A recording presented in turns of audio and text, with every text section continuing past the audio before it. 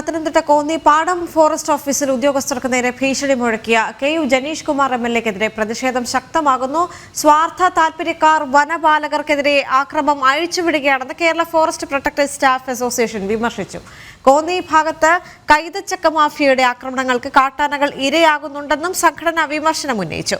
കാട്ടാന ഷോക്കേറ്റ് ചെരിഞ്ഞ സംഭവത്തിൽ കസ്റ്റഡിയിലെടുത്ത വ്യക്തിയാണ് MLA ഫോറസ്റ്റ് സ്റ്റേഷനിൽ നിന്ന് ബലമായി മോചിപ്പിച്ചു കൊണ്ടുപോയത്.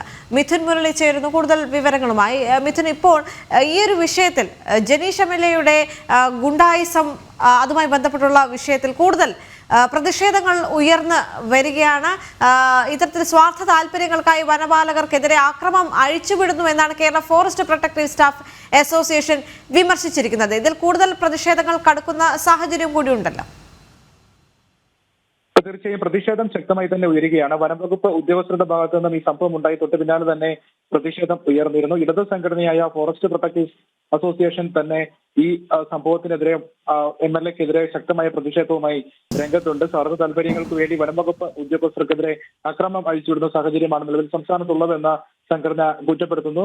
അന്വേഷണത്തിന്റെ ഭാഗമായാണ് കാട്ടാന വൈദ്യുതാഘാതം ചെരിഞ്ഞതുമായി ബന്ധപ്പെട്ടുള്ള അന്വേഷണത്തിന്റെ ഭാഗമായിട്ടാണ് ഒരു വ്യക്തിയെ കസ്റ്റഡിയിൽ എടുക്കുന്നത്. പിന്നീട് ഈ വ്യക്തിയെ മോചിപ്പിക്കുന്നതിന് വേണ്ടിയാണ് MLA ഫോറസ്റ്റ് സ്റ്റേഷനിലേക്ക് എത്തുകയും ഉദ്യോഗസ്ഥരെ ഭീഷണിപ്പെടുത്തി ബലമായി ഈ വ്യക്തിയെ മോചിപ്പിച്ച് കൊണ്ടുപോവുകയും ചെയ്തത്. ഈ സംഭവത്തിൽ അന്വേഷണം ആരംഭിച്ചിട്ടുമുണ്ട്. വനമന്ത്രി AK ശശീന്ദ്രന്റെ നിർദ്ദേശപ്രകാരം കസ്റ്റഡിയിലെടുത്ത ആളെ ജനീഷ് കുമാർ MLA മോചിപ്പിച്ച ഈ സംഭവത്തിൽ അന്വേഷണത്തിനും ഉത്തരവിട്ടിട്ടുണ്ട്, നിർദ്ദേശമുണ്ട്. ദക്ഷിണ മേഖല ചീഫ് ഫോറസ്റ്റ് കൺസർവേറ്റർക്കാണ് അന്വേഷണ ചുമതല ഉള്ളത്. ബന്ധപ്പെട്ട ഉദ്യോഗസ്ഥരിൽ നിന്നും ഇന്ന് മൊഴി രേഖപ്പെടുത്തും. മൊഴിയെടുപ്പ് പൂർത്തിയാക്കിയ ശേഷം പ്രാഥമിക റിപ്പോർട്ട് നൽകാനാണ് നിലവിൽ തീരുമാനം. എന്തായാലും വലിയ പ്രതിഷേധമാണ് ഉയർന്നു വരുന്നത്. കാട്ടാന ചെരിഞ്ഞ സംഭവത്തിൽ കൃത്യമായ അന്വേഷണം നടത്തണമെന്ന് വനംവകുപ്പ് തന്നെയാണ് നിർദ്ദേശം പുറപ്പെടുവിച്ചത്. ഈ നിർദ്ദേശത്തിന്റെ അടിസ്ഥാനത്തിലാണ് ഈ മൊഴിയെടുക്കുന്നതിന് വേണ്ടി ഈ കാട്ടാന ഷോക്കേറ്റ ചെരിഞ്ഞ ആ പാടത്തിൽ ആ കൈതച്ചക്ക തോട്ടത്തിന്റെ ഉടമയുടെ സഹായിയെ വനംവകുപ്പ് ഉദ്യോഗസ്ഥർ കസ്റ്റഡിയിലെടുത്ത് തൊട്ട് പിന്നാലെ തന്നെ KU Janeesh Kumar MLA forest സ്റ്റേഷനിലേക്ക് എത്തുകയും ഭീഷണി മുഴക്കുകയുമായിരുന്നു.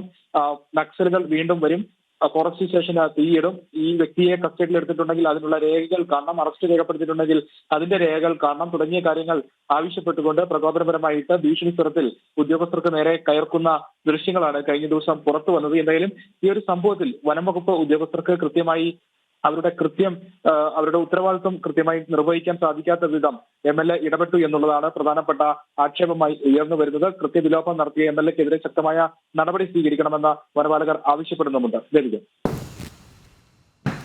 ശരി മിഥുൻ.